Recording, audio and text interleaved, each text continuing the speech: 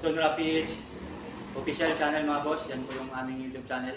Yan, huwag niyo po kalimutan mag-subscribe, share, and like. At i-click na rin po ng notification bell pag di pa po kayo nakapag-subscribe para lagi po kayo ma-update sa mga bagong video namin na i-upload. At paki-follow na rin po pala ng aming Facebook page mga boss, Sonora PH. So yun ngayon mga boss, meron tayong mga party dito, iba't ibang model po. Tignan po natin kung anong meron to at saka try din po natin ganahin sa DMX controller kung paano po siya gagamitin at kung anong kulay po yung meron siya. So ito muna mga boss, ang uunahin natin yung LPC 10 mga boss.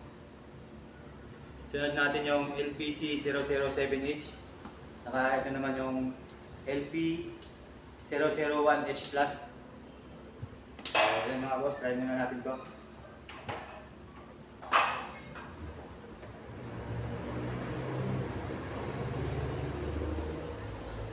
Okay na mga boss, yung LPC 010 na Sonora parallel. Yan po yung kulay niya mga boss. Yan, meron siyang red, green, blue, orange, yellow green, yan, violet, blue white, white. Yan po yung mga kulay niya mga boss.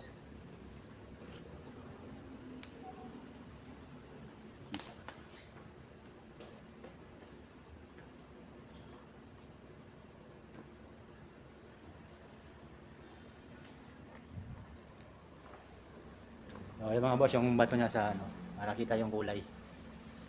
Yun, taas. Meron siyang red, green, blue, orange, meron siya yellow, green, violet, violet, white, saka white. Yun.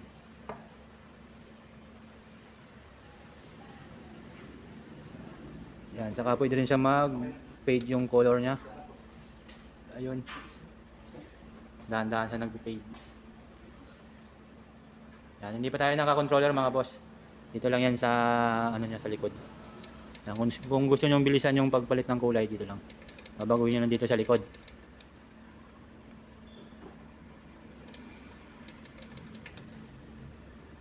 Yun yung nagbe-fade. Change color. Kung gusto niyo mas mabilis, adjust na lang dito sa likod.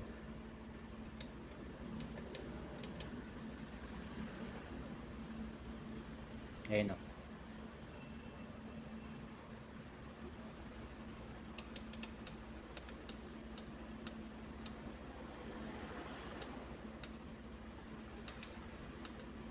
Strobe mga boss, meron din siya. Yan. So yan mga boss, try din natin paganahin sa DMX 512 controller.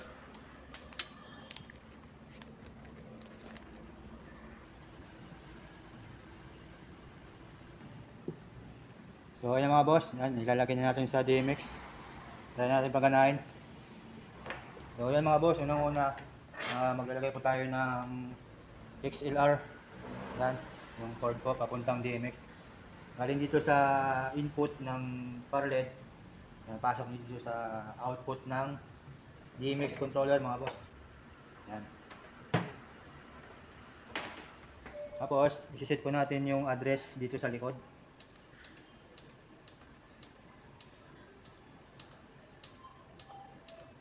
Ayan, meron po siyang D001. Try po natin dito kung magana. So, ayan mga boss, meron siyang red, green, blue, saka yung white. Ito natin harap mga boss para makita natin yung kulay. Ayan. Kulay red. Tapos green. Ayan mga boss, pag naka D tayo, D001, nandito yung control niya sa DMX. Yung number 1 yung kanyang red. Number 2 green, blue, saka white.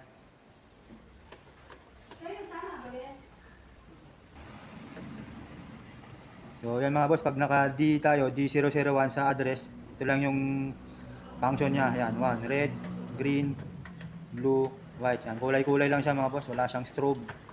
Wala rin siyang dimmer, saka change color. Yan, try natin lipat sa A001. Balik rin natin.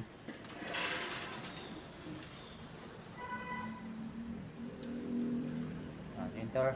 Yan, naka A001 tayo mga boss ha. A001. Yan boss. Yan mga boss, naka A001 tayo sa address. Yan, try natin taas yung number 1. Yun. Number 2. So yan mga boss, nandito yung ano niya, red, green, blue, white. Yan, meron na siyang strobe. Yan yung function ng mga boss pag naka E001 tayo sa likod. Yan. Tapos, pwede natin siyang hinaan. Pwedeng lakasan. Dito po yun sa number 1. Yan. Kung ano mong gusto mong kulay, pwede red. Pwede mong hinaan. Green, pwede rin. Blue, pwede rin. Saka yung white.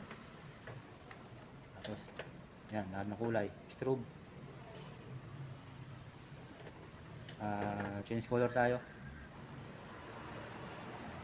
Yan. 6 saka 7, yan yung change color.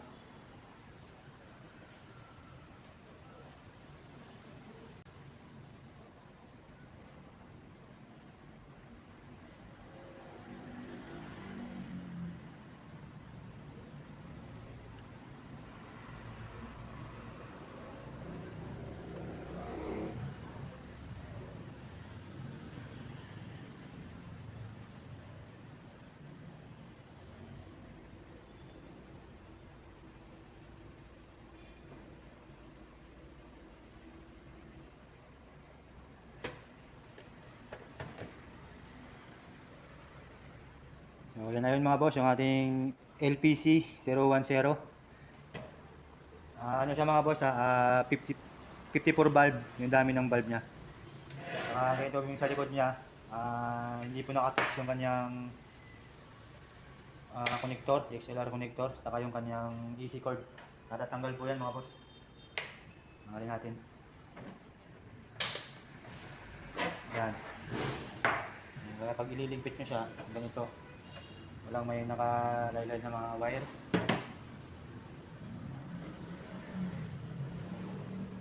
Yan po yung harap niya. Wala po siyang naka-osli na dito.